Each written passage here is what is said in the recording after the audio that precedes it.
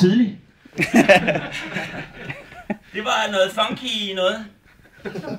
Lige hvad jeg havde med, små ting. Jeg plejer faktisk at have flere ting med, men det skulle være et lille setup, sagde han. Nu vil jeg gerne spille mit største hit. Det er måske også det sidste nummer, jeg ved det ikke. Jeg kommer hvordan I reagerer på det her nummer.